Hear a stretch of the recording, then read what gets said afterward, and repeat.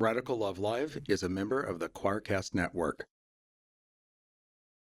This is Radical Love Live, an ongoing series of conversations with thought leaders exploring faith outside the boxes, hosted by Mark Dilcom and Kelly Wilson. Hey, Kelly. Hey, Mark. How you doing? I'm good. You good? You really good? I am. I just got back from vacation, so I'm not quite as organized yet as I could be. You know how like you relax and then there's a certain amount of like, oh crap, like tension that you need when you get back. Oh my God, I have to step back in the real world. Yeah, so I'm slowly getting back on well, non-beach time. But yeah, I know. You were telling me the other day you actually got 2 weeks, right? Mm-hmm. Good for you. Yeah, walking on the beach, going. Nice. Get a little meditation in there. I did, Nice, and nice. lots and lots of sunscreen, as you can tell. Like, Yes, there's no yes. evidence that I've been under. No, and I see in the 2 weeks that you didn't have time to get by the barber. That's true. Yeah, Yeah. I'm still kind of like doing the Big Lebowski, dude. Yeah, Dude. the hippie thing. Yeah, it's all good. It works for you. So, all right, hippie dude. How are you? Thank you for asking. I am freaking awesome as always. I am just in a great space for so many reasons. Like I can't find anything to gripe about. Oh, that's great. That's great. Things are rolling along with Divine all along. Yeah, it's exciting actually. So, Yeah. folks, stay tuned. More to come. More to come. It's really, this entire. It's more than a project. It's this involves a lot coming together to make this happen. And I've talked a little bit about it here on Radical Love Live. What Divine All Along is all about. It's addressing the religious abuse and trauma that queer folks suffer at the hands of flawed theology. And it's really it's still in its early stages of getting out there in the world, but I'm learning a lot on how to listen to the universe and the people who come into the project that want to help it grow as well. And it's just really amazing. The talent that I'm surrounded is just, it's a spiritual enterprise. And it's like the universe is conspiring to make this happen. Oh, that's great. I love that idea. Yeah. If you just start so to do great. something, it kind of creates an energy and, like an electromagnet. It really Start is. pulling things. Yeah. I'm just, the folks that are a part of this really see, the urgency of getting this out there. And what's crazy also, it's folks like you, because you have an interest in this as well by being on the board. But my point is that overwhelmingly it's straight folks. Mm-hmm. Mm-hmm. And that I never expected. I thought that, the folks that would be working with us on this, and there will be, folks that come from all perspectives and, all identities, but, folks like you and others that, that they're not a queer identifying person, and yet they are, compelled to help with this. That's really exciting. It's great to have an opportunity to work for justice and to make faith spaces more expansive. Yeah, it's really cool. It's really cool. So, all right, enough on me though. What are we here to do today, my friend? We are talking with Daniel Henderson today. Okay. He's the author of Confessions of a Recovering Evangelical. I know. I love that title. And the spiritual journey to anti-racism. I know. And I heard this one just came out last month. Is that correct? Yes. All right. So it's brand new. Yes. And I'm looking at Daniel's website right now. He says, I'm an author and I write about my own spiritual journey and experience. I write about history after having been a teacher for over 30 years. Yeah. Interested in the history of American entertainment. Also writing about vaudeville. Oh, interesting. Okay. You'll have to tell us about that. Well, there's definitely, I come from. I'm trying to picture the Venn diagram on there. I was like, oh, okay. There must be something there. I come from a family of evangelical preachers and background in theater, and I definitely have seen some crossover between the two. Okay, there you go. Yeah, and so also interested in politics, the direction our country is going. All of this is so interesting and important right now. So Daniel, thank you so much for being here with us today. We're glad to have you. Well, it's great to be here. Thanks for having me. Welcome, Dan. Welcome. All right. So we were, you and I were chit-chatting a little bit before we got a recording here. And so let's talk, let's So you have the new book about anti-racism, and we're going to definitely dive into that. But I think you shared that. Let's talk about your first book, Yeah. the Yeah. recovering the recovering evangelical. Let's start there. So tell us about what made you write this book. What inspired you?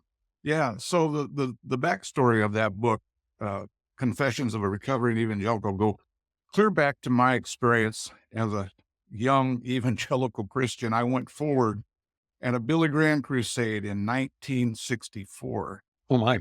Oh, wow. And so from that point on, my life was kind of centered around church, centered around the gospel. I eventually became a Christian school teacher, history teacher, and everything evangelical was just my world. Mhm. It all fell apart. It all fell apart after I had a divorce in when it was in the 1990s or something like that. Mhm. And at the same time, I was sort of having this crisis of faith and trying to make it work, and it just wasn't answering my questions, and it wasn't working out. By the year about 2005, I finally woke up one day and realized, you know what? In all honesty, I'm not an evangelical anymore. Um, and and I'd been doing some journaling about it because going through that kind of a crisis, and the word we use today is deconstructing. Yes. I That didn't is know the that word of word. the day now, right? But you didn't know that word, Yeah, right? I didn't know Right. that word. But that's what I was doing Yeah. is deconstructing my whole belief system. But by that point, it was about 30, 40 years I'd been a Christian. And so Wow. it was I was trying to process all of that. Well, after writing just for myself for 10 years, I suppose, um, Well, I started a blog online to share some of those ideas. And then and people that read it really enjoyed it and said, "Hey, you really ought to publish that." So, one thing led to another, and I got in touch with Quoir Publishing, mhm. Hmm. and they loved it. And and Jim Palmer was helping me. He wrote the forward for it. Yep. Hmm.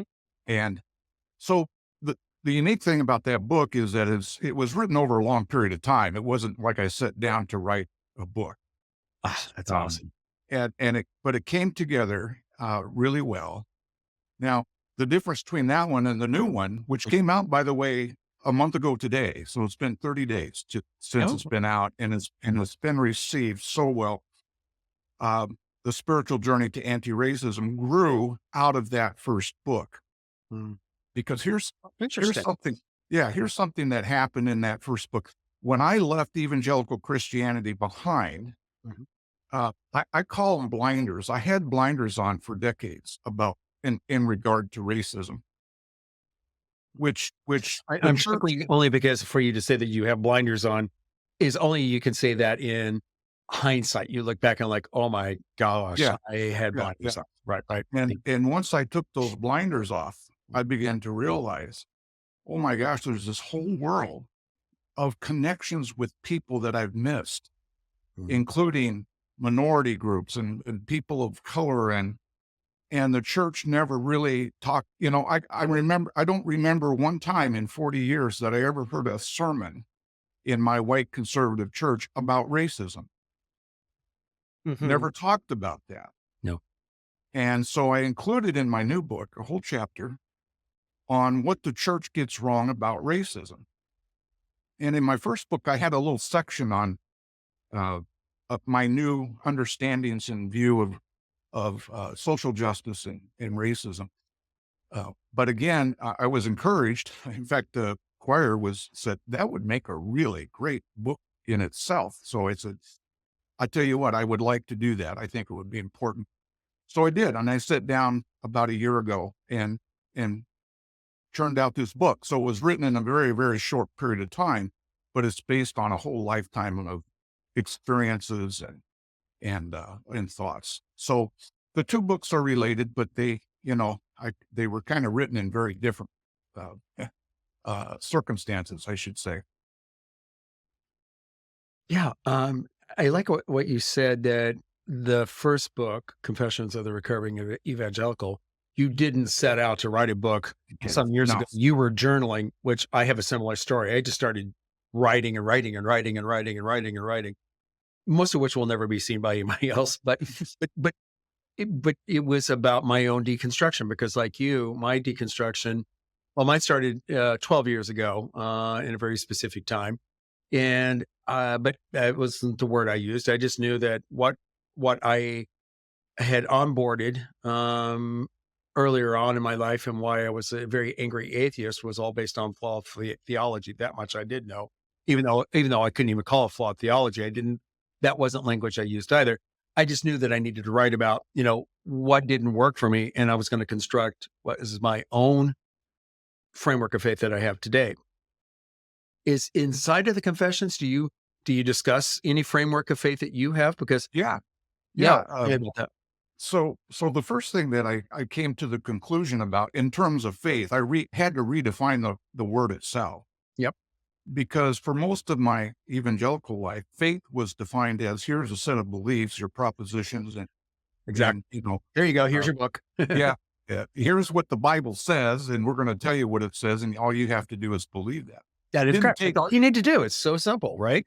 didn't take any effort on my part Mhm. to really just park my own critical thinking and just accept it.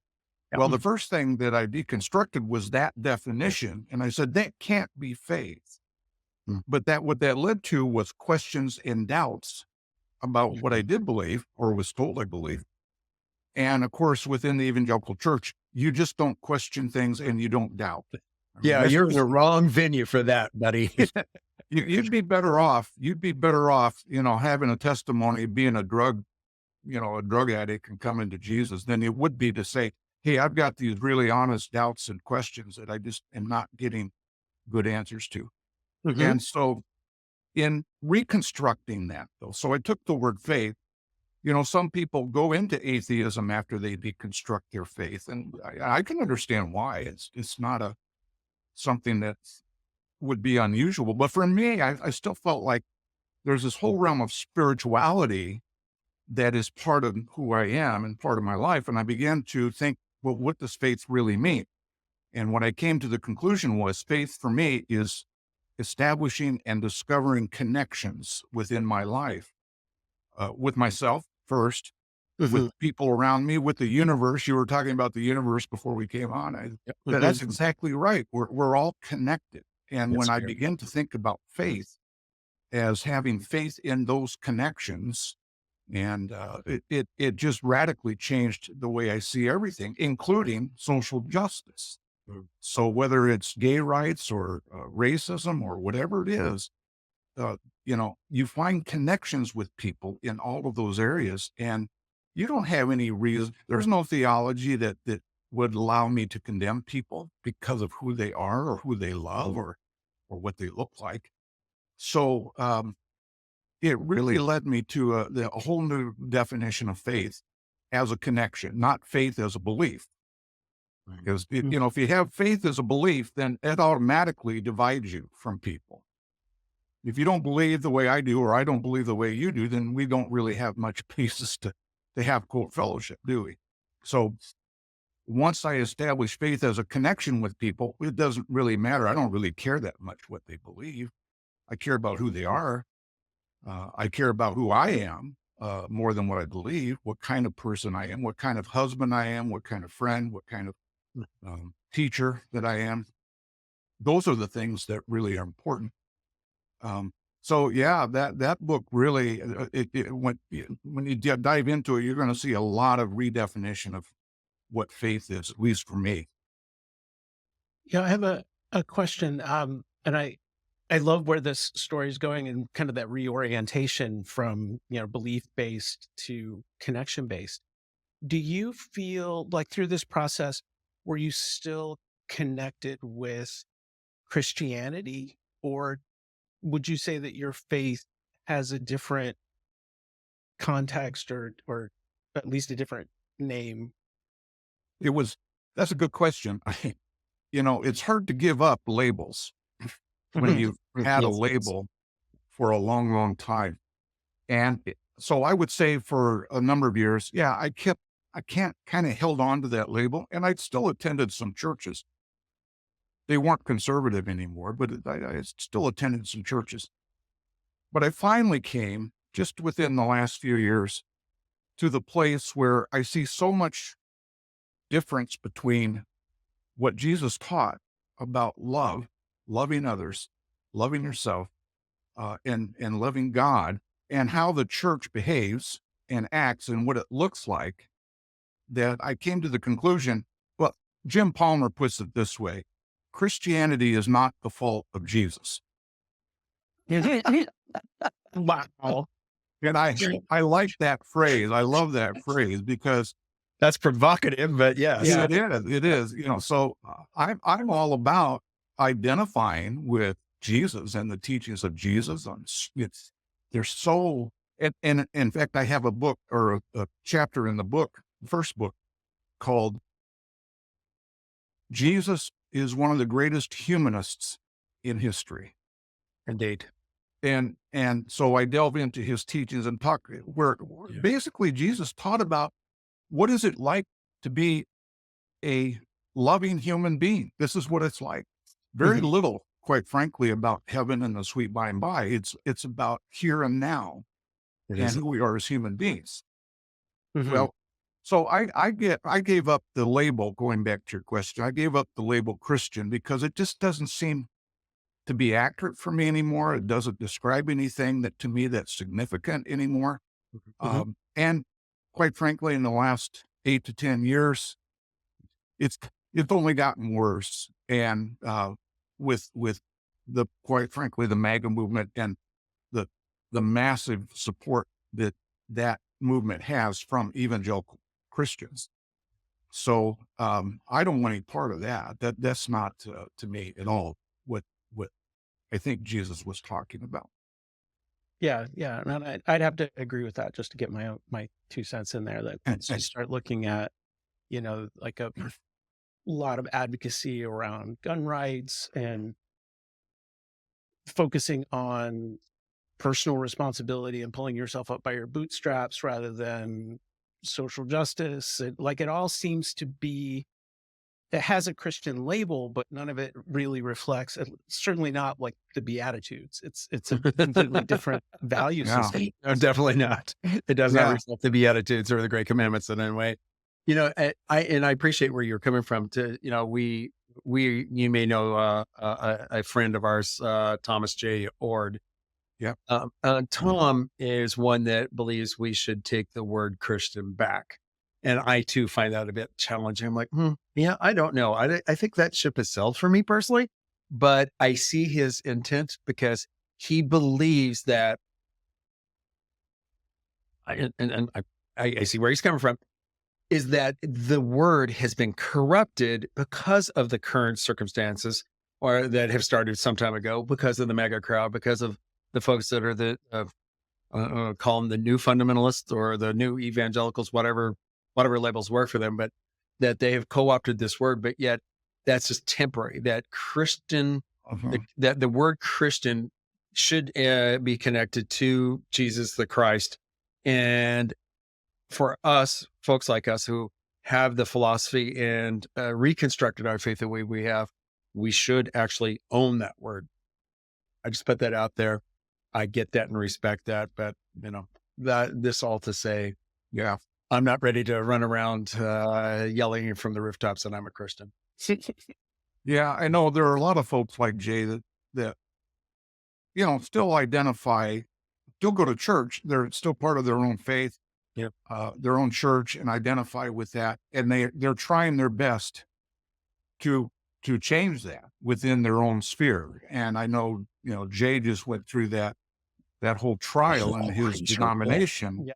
Yeah, where which he's was summarily horrific. dismissed. Yeah. And I wanted to say to him, Jay, I mean, are you ready? Are you ready to give that up now? I mean, and move on, just move on beyond That's that a fair point, particular. Dan. We haven't talked to him since July, so I don't know if well, next time we see him or talk to him on Yeah, the yeah. show, we will ask him that question because that's a fair Yeah, question. that's good. Yeah. Yeah, Yeah. yeah. Yeah, it's I kind of mean, like a Martin Luther type yeah, situation where, Martin Luther was trying to reform the Catholic. I mean, he was He trying did. to reform the Catholic Church he from was. within. He didn't have the intent of breaking off and creating Yeah. every Protestant denomination, but they're like, no, and then he had to, I mean, that's an oversimplification of things. Yeah. Yeah. But Yeah, there but is it's got him to where he nailed tension, the thesis to the door. right? Yeah. Right. There is that tension between wanting to reform a movement or the institution from within, Yeah. or saying, you know what, I can't be part of that because of all the baggage, and I'm going to do something else. Among the guests that we've talked to many people who've gone either of those directions. Yeah. And I don't think there's any right or wrong answer to that. There It's, isn't. it's, you know, everyone's going to kind of walk their own journey in their own way, which is, I think, what it's all about. And Yes, it there's is. no, Actually. there's no right or wrong when it comes to deciding to stay or leave. Mhm. So the thesis of Confessions, then, is that where you end the book? Is with that thought in mind that by all means we do need to go through deconstruction and then reconstruct in our own journey, and when we do this, what happens?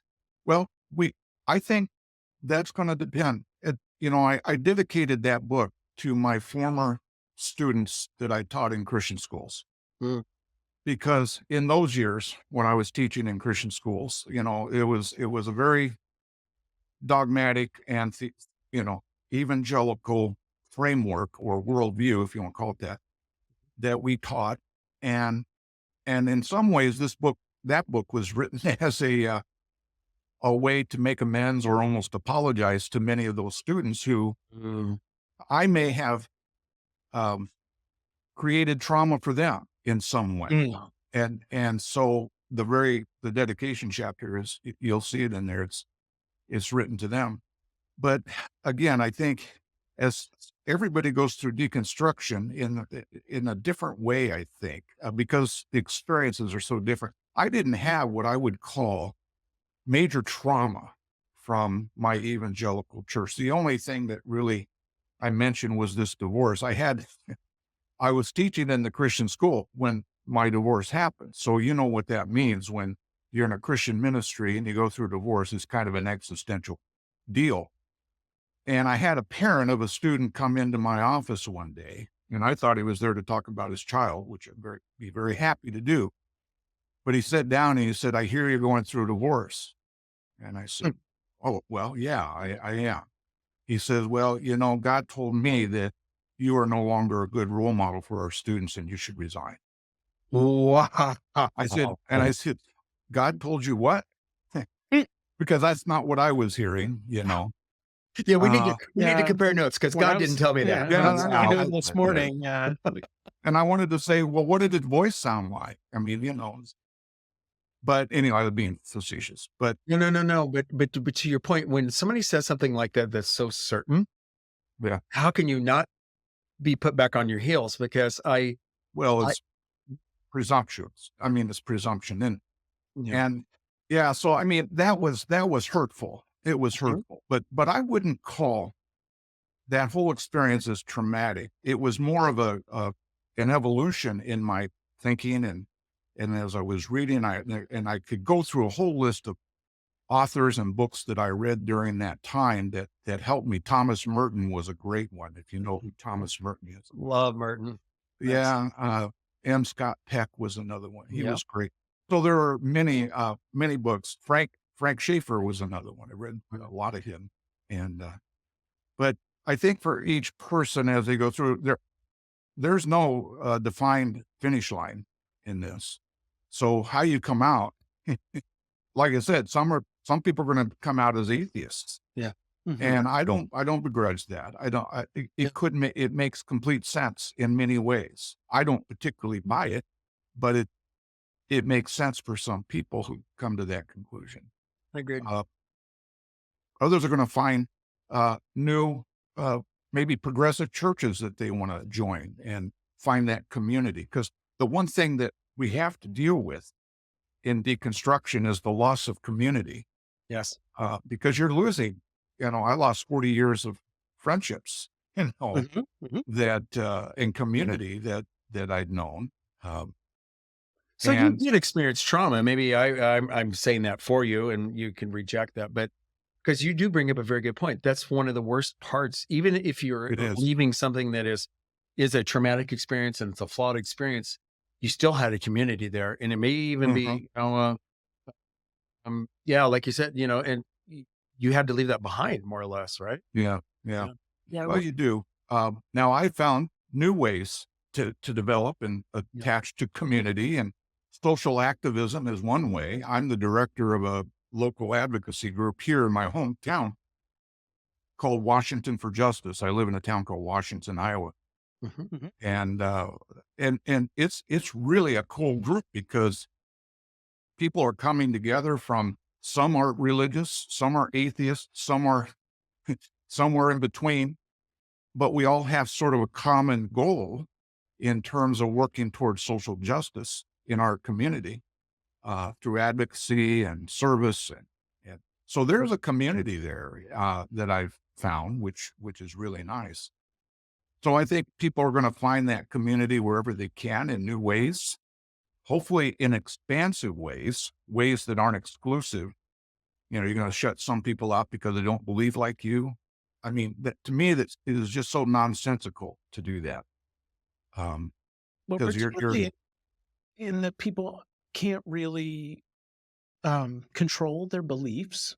This is something that, for some reason, this week I've been focused on. I've been listening to William James's Varieties of Religious Experience, Oh, in which he wow. oh talks yeah, about and Yeah. just thinking about people's beliefs, and if everything hinges on a belief, and there are even parts of the Bible that say that faith is something that God gives you. It's not something you can achieve on your own. Right. So to exclude people because they are unable to believe, they don't have the evidence that they need to believe, that it seems antithetical to the whole project. yeah, and that's why we have thousands and thousands of denominations. I mean, Yes, right. One of several reasons, yes. yeah, one of several, but um, they're all based Someone on was like, some. "I don't like the way you believe. We're out of here." Yeah, I'm well, gonna and go some of somewhere it else. is just so minute and ridiculous. I mean, it's meaningless, but Oh, they'll start a whole new church over it. In many cases, I've seen it happen many sure. times. Wow. Hey, got a question for you, Dan. When you reflect on your experience as a Christian teacher, and then, like you said, did you ever have a did you ever think that here you are today, and if you did you ever think you would ever be in this space where you are now? Well, I'd have to think about that one. Got to think back. When you're in the middle of it, you think this is the way it is, Yeah. and it's the way it's always going to be. Yet, even in those years, I could sense, faith changes over time. A person's faith needs to evolve. If it doesn't, it gets stuck wherever it might be. I'll give you an example. Sure. I did have a conversation with a former colleague, teacher colleague from many, many years ago from the Christian school. Um, Talked to her, and her faith was exactly the same as it was those 20, 25 years ago. Mhm. Same words, same formulas, same algorithm, same everything. And she asked me, and of course, I was telling her about my experience, and she said, "Oh, I feel sorry for you." I Wow. said, "Well, no, you don't need to feel sorry for me Yeah, because I thanks. don't feel sorry for me at all. In fact, I'm very happy. I'm a lot happier now than I was when we were teaching together many years ago." But the point of that was some people could get stuck in those places. And evangelicalism is a lot like that. I mean, you think about the verses that people use. God's the same today, tomorrow, and forever. Yes. Mhm. Well, you know what? That may be true, but our understanding and how we see and experience God changes.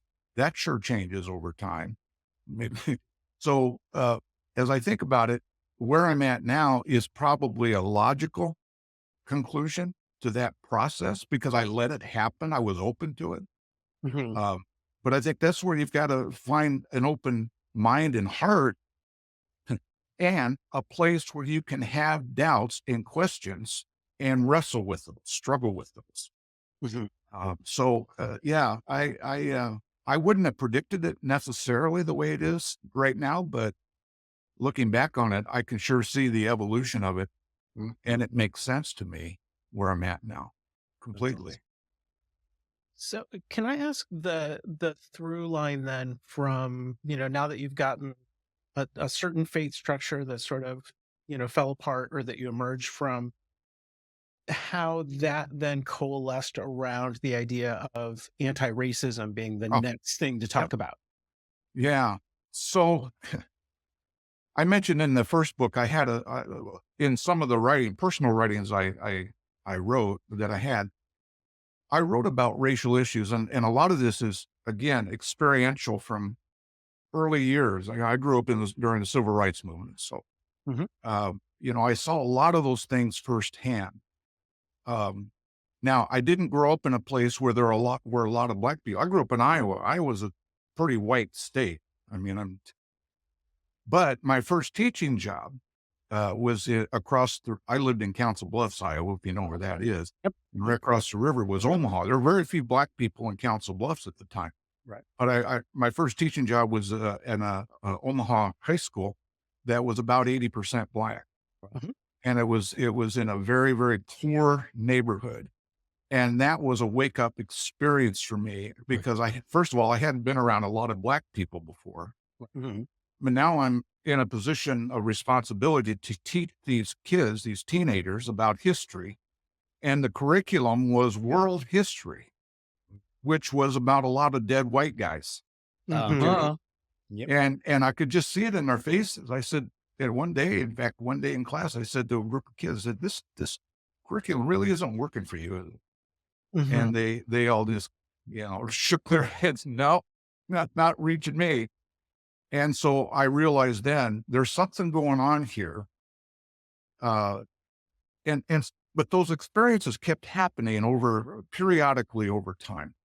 Mhm. So in the new book, each chapter, I start with a reminiscence of some experience I had in relation to uh, racial relations or racism or white supremacy.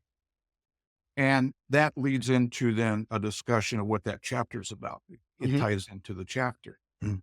Well, another big piece of my interest in this, going back to your question, Kelly, is as a history teacher, I've always taught about Black history in my American history courses. Mhm. And even in the Christian school, I always tried to be as honest and as authentic as I could be about the experience of Black Americans or Hispanic or especially indigenous tribes. I mean, the horrific treatment of these groups, if if it doesn't affect you, it means you're not a human being. I mean, which gives you an idea about why a lot of politicians, Iowa is one of these states, they want to ban this teaching. They don't want to talk about it. They don't want to have courses taught that make people feel uncomfortable, particularly women. Yes, it's very inconvenient for people to be Yeah, uncomfortable, isn't it? yeah, yeah. Yeah. Yeah. So history has been my segue into this whole world of social justice. Mhm. And so in the new book that I've got, there are several chapters where I use the study of Black history and Indigenous history and so on as a jumping off point to a bigger goal, which is empathy. Mm. So empathy for me is kind of the engine behind the goal of social justice. Mhm. Most white people, when you bring up the issue of racism, they think you want to make them feel guilty, for Right, right. Yeah, there's so many Hmm. people who they're like, "Well, I didn't do this. It was yeah, my exactly. ancestors." Or, "Hey, we already had the civil rights era. Didn't everything get better after the Civil Rights Act? Yeah, But oh, exactly. Yeah, yeah, Obama came Affirmative action. Yeah. yeah, Oh, yeah. and We got a brought black president. racism Yes. back." Yes. Yes. Yes. And it's like, yeah. have you So, oh, go ahead.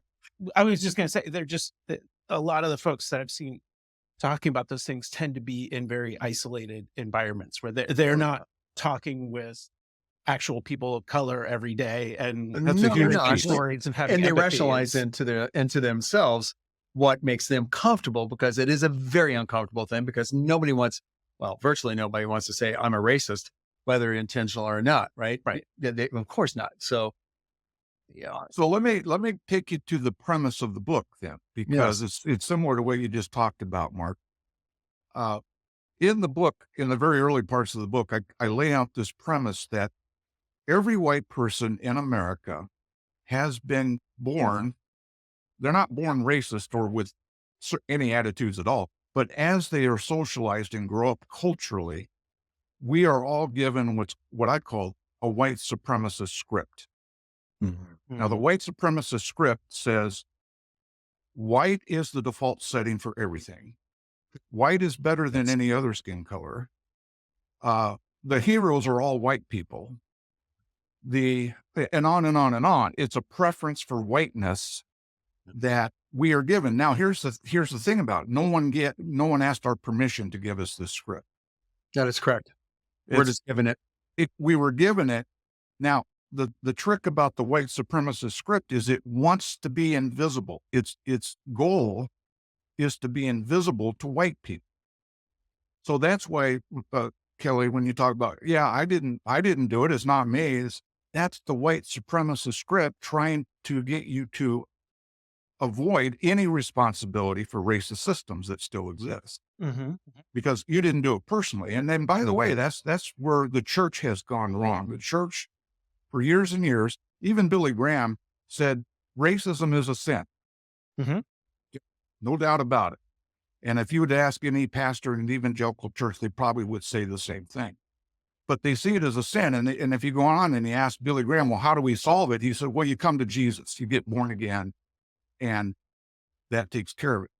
My experience is that's hogwash. That doesn't Yeah, happen. I that's know not gonna too help. many Christian racists who are, quote, born again, that being born again does nothing for you in terms of the white script that you have, unless you're willing to really deal with it. Yeah. Mhm. So the white script is there, and what the book is about is learning how, through a spiritual process, to rewrite that script. Mm. And it means coming to terms with whiteness, coming to terms with white privilege, Mm. and then finding ways to disrupt that. How do you disrupt the white privilege and the systems wherever it is you are? I mean, for me, my anti-racism is in education. I am going to disrupt the historical narrative of white supremacy Mhm. deliberately. And I'm still teaching, by the way. I teach at a community college here in the area, Mhm. and just started up again. It's funny. I retired 2 years ago, but I'm busier now than I've ever been in my life. Writing books, teaching, doing social advocacy, but all of that is fun stuff for me. So I'm happy with it. But anyway, that's kind of where that book goes into this spiritual process of rewriting, and it deals with the guilt. You have to deal with the guilt, but get past it and leave it behind, and Mhm. go Yeah. on to things like empathy and compassion. Because if you ask any black person what they want from white people, they will not tell you they want white people to feel guilty. They Mhm. want white people to feel empathy and compassion for the situation that has created all the inequities that we see in our society, from wealth and wages to unemployment, and education, and so on. Yeah. They exist. They Mhm. want they want allies who are going to be able to take action to help undo those things. Amen. And somebody coming into that fight because they feel guilty, all that does is it centers their own feelings. I'm going Yeah. to fight against social injustice because I feel guilty. Well, that's not quite the right motive for doing those kinds of things. That's a little Uh, selfish. Yeah. Empathy and compassion will get you to anti-racism. Guilt will not. So that's kind of where the book goes. It's um, and I use a lot of imagery and metaphors in the book. So I start off with things like we were all born on the white plantation. White people were. Mm. Um, then we were fed from the garden of white privilege on the plantation. And then we have to go into the forest of guilt and shame to have a confrontation with the monster of white supremacy that is in every one of us. Until we have that reckoning with that white supremacy, it's kind of hard to move into anti-racism, but that you do that. And I mean, there's all kinds of imagery, because for me, using your imagination is part of that spiritual journey. It's almost like a Tolkien book, you know? Well, I was just thinking something similar because when you're describing this, Dan, I'm thinking it sounds very much like Campbell's The Hero's Journey here as well, where you have to, we have to go somewhere. Yeah, you leave your community and go Yes, and fight the right. beast. Yes. Yeah. Yeah. Yeah. Yeah. And the journey is in here, Yeah. and in here to rewrite the script. And, the thing is, the other thing that I try to point out in the book is there's never an end point. There's no finish line to this. You never can say, hey, today I have achieved anti-racist status. I get my badge. Right. Like I get my ally Yeah. T-shirt. Exactly. I've got my T-shirt. I'm good. It's a process. In fact, the phrase comes up in the book, the journey is the destination. The destination is taking the journey. And it's just going to go on. It's like the never ending story. It just goes on and on and on, because every day we have to wrestle with that white script and kind of defeat it, and battle with it. So, Dan, did you write the book in a form where it could be used inside of workshops or groups? Oh yeah. Yeah. In fact, I did my first book signing up in Des Moines, Iowa, not too far from here, and whole church group came to the signing, and they wanted the book. They said, "We've got a equity and justice group that we read a lot of books. We want to read your book as a book club kind of thing." And I talked to Quoir Publishing. We're working on a course, an online course around this that I could set up, and I'll probably do it as a series of webinars and invite some people in to hear it, because one of the things I don't like doing is sitting in front of a microphone with nobody there and just talking. Yeah. Interaction. Well, being a teacher for all these decades, I'm sure you realize the importance of being there in the experience. I think that's awesome. So any dates yet when you might have that out there in the world? Well, we're hoping. I'm not totally optimistic, but I'm hoping by the end of the year we can have something. But with my teaching schedule the way it is right now, it's going to be hard for me to find the time. So I may have to put it off a little longer, but it'll come. Good. Yeah, and that Quoir learning platform sounds pretty exciting. We've been talking a little bit with Keith about that platform. We're going to have some announcements to make about that in the next couple episodes. So, that's great. Yeah. Quoir Academy, it's called. And there'll be lots of different courses in there. I think that folks, depending on where they are in their journey and deconstruction, they'll probably be able to find something that will help.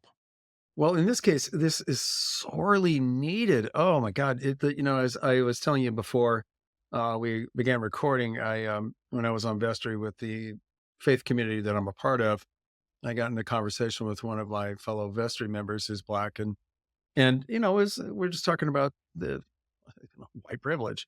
And, as he said to me kindly, it is not his job as a Black person to tell me what I should do as a white person to get past this. And it's a white people problem. That's exactly what he said. He was nice about it, but he's like, hey, this is the work that you need to do. Yeah. And he is absolutely spot on. It is not a Black person's job to teach me about white privilege. Like, this is the journey I need to take. So. Yeah, exactly. That's why the subtitle for the book is A Travel Guide for White People. So it's one white guy, and I'm an old white guy, I've been around for quite a while, but it's one white guy trying to share my journey of moving toward anti-racism with other white people, because you're right.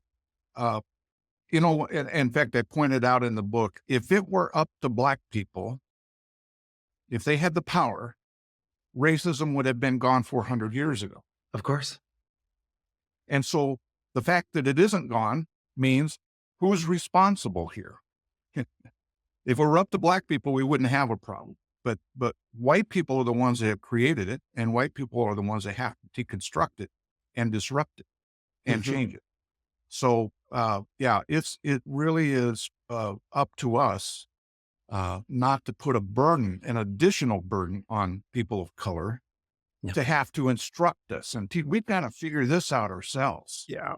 and get it right. And it's going to be a generational thing. So there are parts in the Mm. book that talk about how do we raise anti-racist children and grandchildren. I've got Mm. 3 grandkids. Mm. Do my best to help them become anti-racist because you know what? They're going to get the same script if I don't disrupt it, Amen. right? They're going to be Yep. raised the same way that I was if as a grandparent or parent, we don't do something different. So Right. what So do we you do different? preempt it. Yeah, it's very preemptive. But if we do that and we're successful, we can see those changes from generation to generation. I may be long gone before we see the kind of result I want to see, Yeah. but Mhm. we could start it and Yeah. it'll You happen. know, well, as the cliche goes, the journey of 1,000 miles begins with the first footstep, right? So here Yeah. you are. Wow, Oh, that's definitely. great. So, Dan, where can folks find you? Well, I've got a website. It's called danhendersonauthor.com. Okay. You can find me on Facebook. Just look me up. The location is Iowa, so there's a lot of Dan Hendersons out there, but I'm the one in Iowa. So, Mm. uh, books are on Amazon. You can go there. I've got a little uh, author site there, and if you're interested in social justice issues, we have a website for our organization. It's called Washington for Justice, all one word, Mm. Mhm. .com. And you'll find some of our work there that we're engaged in. And I do a lot of educational work through that group because that's my background. That's I guess, my calling. And so we're doing quite a bit there. But yeah, that's probably the best way to find me. It's one of those 4 ways. Good work that you're doing, my friend. It's an Well, honor thank to you. have you on here. Absolutely, you're welcome. It's an honor to have you on the show with us. Well, it's been fun. I appreciate you guys. You Yeah, know, we'll back great. at you, and I look forward to our paths crossing again, in just whatever way that it might come. Any other notes that parting thoughts you want to leave with our audience? Um, yeah, if people are listening to this and they're not quite sure about this whole white supremacy thing, I want to assure people that the purpose of my book is not to point fingers and call anyone a racist. The book will make you feel a bit uncomfortable. That I can almost guarantee, particularly if you're white. But the point is to get people to understand that they need to take this journey. They need to take this journey to uncover the white script, the white supremacist script. And when I use the term white supremacy, I don't mean the KKK white hooded guys. That's not what I'm talking about. We Mhm. all know that's reprehensible. White supremacy in this context is a lot of the unconscious ways that we see the world that put whiteness as the primary or the main priority and the highest priority or superiority, if you will.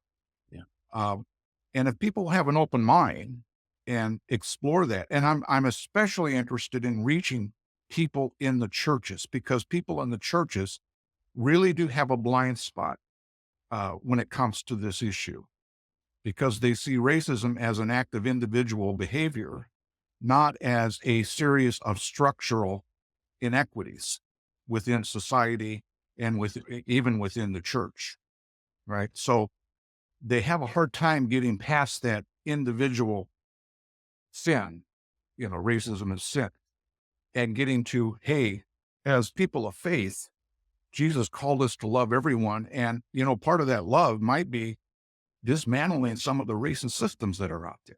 Mhm. Okay. You know, helping the marginalized, speaking for those who don't have power.